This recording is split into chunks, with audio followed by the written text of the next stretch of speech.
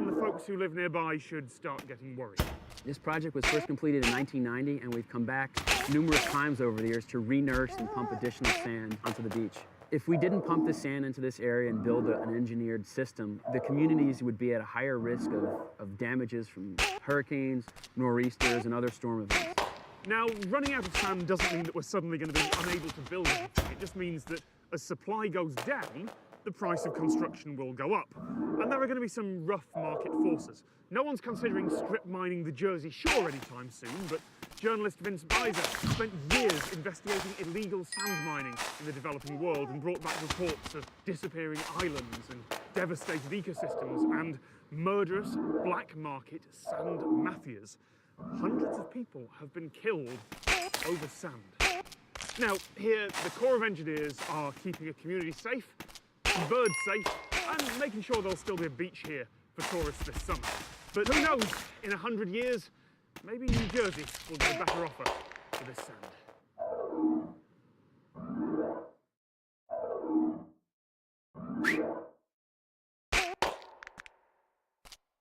I'm in the small village of Jelling in Denmark, and behind me, in that central churchyard, are the Jelling stones. They're rune stones, historical markers placed there by some of the first kings of Denmark more than 1,000 years ago.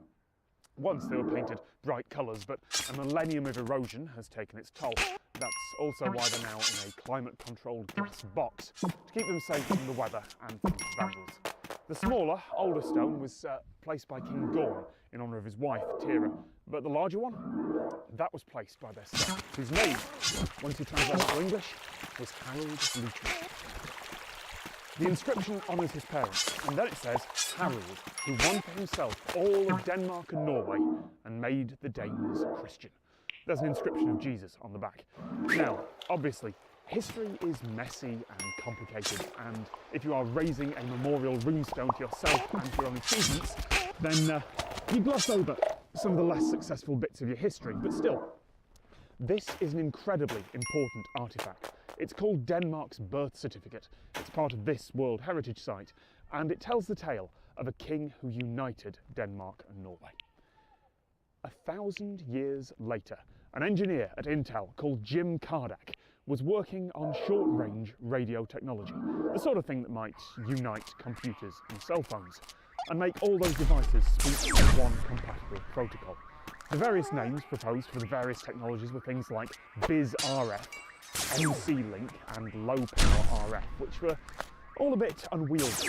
Kardak heard the story of Harold Bluetooth from a Swedish person that he was working alongside, and he thought, that'd make a good code name for the technology, and that's all it was, a code name. The official name that was decided later was Personal Area Networking, or PAN, a name that stuck until 3 weeks before launch, when the lawyers said they couldn't possibly trademark something so generic. With no other options, they went with Bluetooth. And that logo, Harold Bluetooth, HB in the runes of the time, more or less, combined those two characters into what's called a bind rune, sorted kind of like a culture, and there's the Bluetooth logo. 1,000 years ago, a Danish king stood somewhere near here and ordered those stones to be carved and raised. And now, his name is on our phones.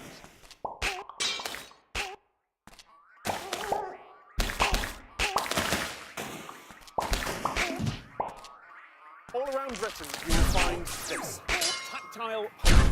It's to help blind and partially sighted people find their way around. And here's the clever part, and the part that almost everyone who is fully sighted will never have noticed. There are different patterns for different situations.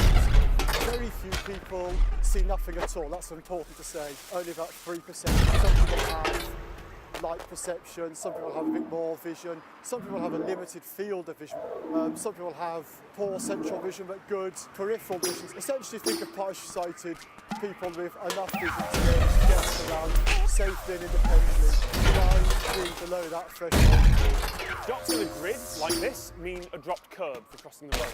If it's red, or at least it's supposed to be red, then it's crossing with lights or something else to stop traffic. These designs are for partially sighted people too, so bright contrasting colours are a good idea. There is a small amount of tactile paving here, used as a marker to flag up where the crossing is. And then, nearer the road, it's for the full length of the crossing, so you can work out where it is. And it's important to balance marking the crossing against not using too much tactile paving. Someone with arthritis can find surfaces like this painful to cross. Navigating around in an unfamiliar area is always a bit scary, to be honest, because obviously the traditional visual clues, landmarks, etc. aren't there. It helps a lot if clues are consistent, so confusion can certainly occur when that isn't the case. It's very, very important that these adaptations that are there to help us are actually there to help us and are actually there in the way that we expect to see them. But there are other patterns too. Offset dots mean there's a train platform ahead, a big chasm you could fall into. Lozenge shapes mean a tram platform, something close to street level that could run you over. Stripes across the path mean there's some steps ahead or a couple of other things that could trip you up. Stripes along the path mean a station that you follow.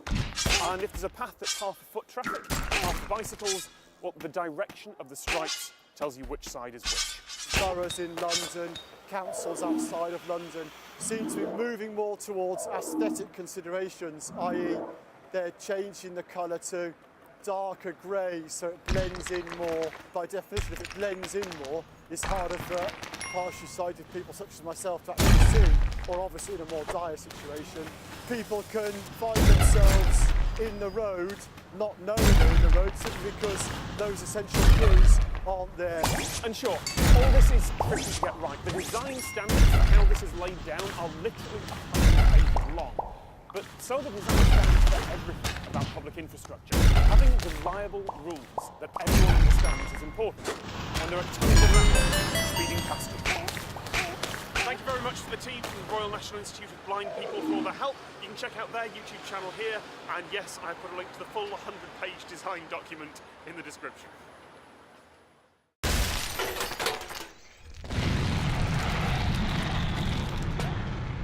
Swiss engineering has a reputation for being precise and reliable, and Switzerland has a reputation for being not paranoid exactly, but at least taking a lot of precautions about their safety. Switzerland is the only country in the world with enough nuclear fallout shelters for the entire population.